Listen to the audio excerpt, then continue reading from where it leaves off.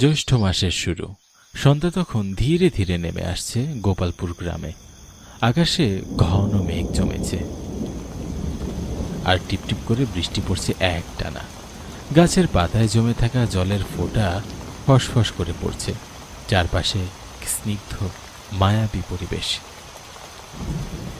এই নিঃশব্দ বৃষ্টি ভেজা সন্ধ্যায় গ্রামের কাঁচা রাস্তায় অনিমেষ ও বাদল ছাতা হাতে হেঁটে চলেছে। তারা এই গোপালপুর গ্রামেই থাকে। গ্রামের রাস্তাটির পাশে সারি সারি গাছ, তাল, আম, আরও কত কি। পাশেই রয়েছে একটি মাঠ, যেখানে দেখা যায় এক বৃদ্ধ লোক, হাতে বাঁশের লাঠি, আর পাশে একটি গরু। বৃদ্ধটি মাথা নিচু করে হাঁটছেন, যেন বৃষ্টির শব্দের সাথে তারও এক অদৃশ্য সুর বয়ে চলেছে।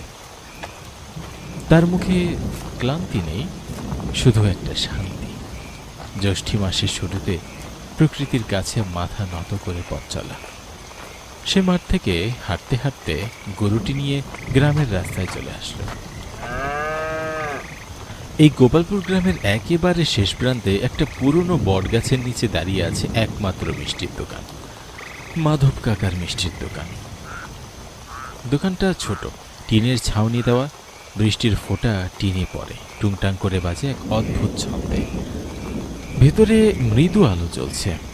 রোজ সন্ধ্যায়, বৃষ্টির দিনে হোক বা শুকনো, এখানে জমে ওঠে একখানা আসল আড্ডা, হাসি, গল্প। আজও তার ব্যতিক্রম নয়। চিরচেনা সেই বেঞ্চে বসে আছে প্রভাস আর দীপক, দুই পুরনো বন্ধু।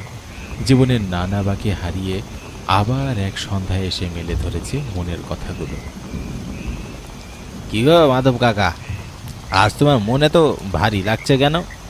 না রে, তেমন কিছু না, কিন্তু আজ এখনো মিষ্টি রয়ে গেছে। রাত তো হয়ে আসলো, কি জানি বিক্রি হবে কিনা। আজ যে ঝিমিয়ে বৃষ্টি এলো। আরে কাকা, চিন্তা করো না, ঠিক কিছু না কিছু একটা হয়ে যাবে। আচ্ছা দাও দেখি, আমাদের দোকানা শুকনো মিষ্টি দাও। আকাশে বৃষ্টিটা একটু কমে এসেছে, তবে এখনো ঘন মেঘে ঢাকা চারিদিক। হাওয়ায় হালকা শীতলতা। মিষ্টির দোকানের বেঞ্চিতে বসে মাধব আর প্রভাস চুপচাপ মিষ্টি খাচ্ছে, মুখে যেন তৃপ্তির ছায়া। বৃষ্টির ছায়ায় ভেজা রাস্তাটা ধরে ছাতা মাথায় হেঁটে আসছে অনিমেষ আর বাদল। পা টিপে টিপে তারা এসে দাঁড়ায় ঠিক দোকানটার সামনে। বৃষ্টির ফোঁটা ছাতার কিনারা দিয়ে বেয়ে পড়ছে টুপটাপ করে। কিরে অনেশ, তোদের আসার সময় হলো বুঝি? আর যে বৃষ্টি নেমেছে, বাসা থেকে বের হতে পারছিলাম না, কিন্তু এখানে এসে আড্ডা না দিলে সে রাতের ঘুমই হয় না। একদম ঠিক বলেছিস, তোদের ছাড়া আড্ডা একদমই জমে ওঠে না।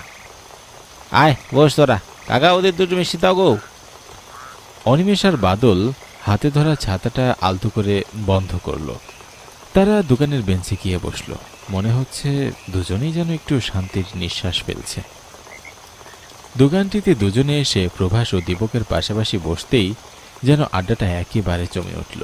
চেনা মুখ, চেনা গল্প, আর এই একই হালকা হাওয়া আর হালকা বৃষ্টি, সব মিলিয়ে মুহূর্তটা গ্রামের প্রাণ খোলা বৃষ্টিময় সন্ধ্যা রাতের এক নিখাত ছবি।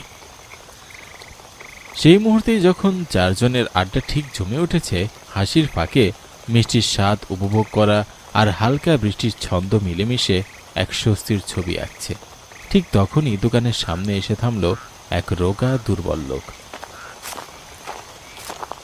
গায়ে মলিন ভেজা ধুতি, চোখ দুটো অস্বাভাবিকভাবে ফাঁকা, যেন দিনের আলো অনেক দিন দেখেনি। কাদামাখা পায়ে দাঁড়িয়ে রইল চুপচাপ। দোকানের আলো তার মুখে পড়তেই বোঝা গেল লোকটা বেশ অদ্ভুত, আর তার উপস্থিতিও যেন হঠাৎ করেই আড্ডার হাসিটা থামিয়ে দিল। বললি, হ্যাঁ, তোমাদের কাছে 10 কেজি মিষ্টি পাওয়া যাবে?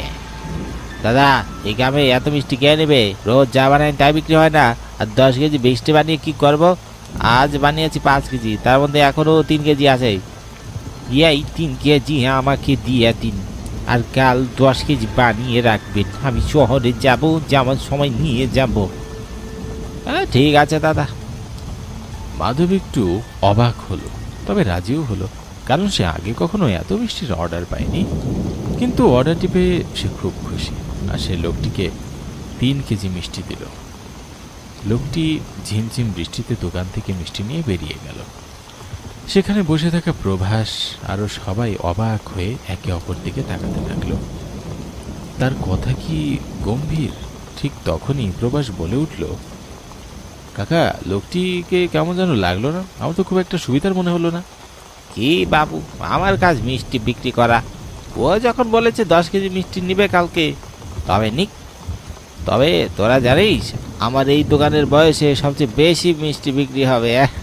আর কি চাই?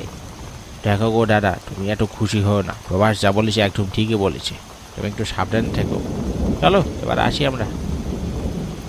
হ্যাঁ চল, রাত ভালোই হলো। পরের দিন গ্রামে চারদিক নিস্তব্ধ, আর সেই নীরবতার মাঝে একটু করে আলো জ্বলছে মাধবের ছোট্ট মিষ্টির দোকানে। মাধব একা বসে আছে, সামনে মাখনের মতো দুধ আর রসে টুইটুম্বর করাই, হাতে খুন্তি, চোখে স্বপ্ন। আজ সে অনেকগুলো মিষ্টি তৈরি করছে। 10 কেজির অর্ডার যে এসেছে, তার মন বলছে এই রাতটা শুধু পরিশ্রমের নয়, সফলতারও।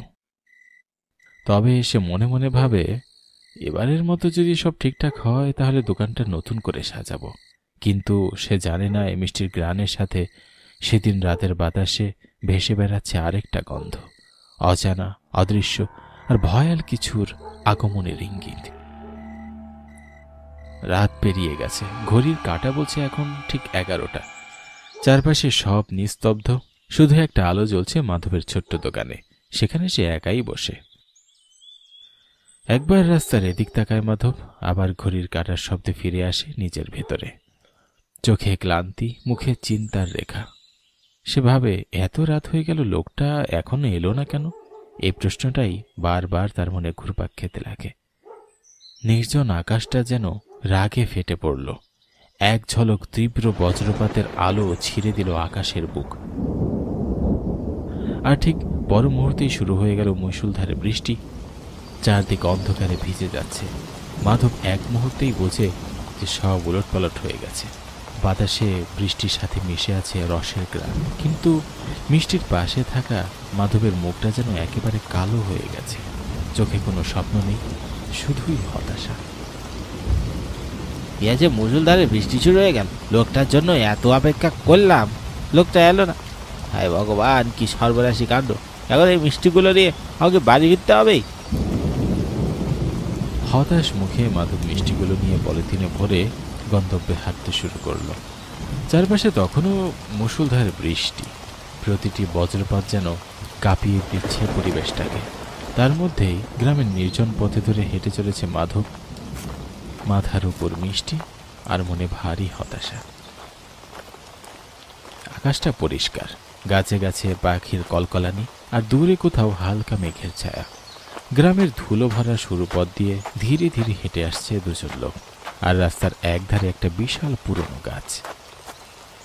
কি হে বিবাস, বলছি লোকটা অনেক ভালো ছিল রে, হুট করে এভাবে মারা গেল, মেনেই নেওয়া যাচ্ছে না। ঠিকই বলেছিস, এ যেন গ্রামে শোকের ছায়া নেমে আসলো। বটগাছের ছায়ায় দাঁড়িয়ে রয়েছে শ্যামল আর বিভাস।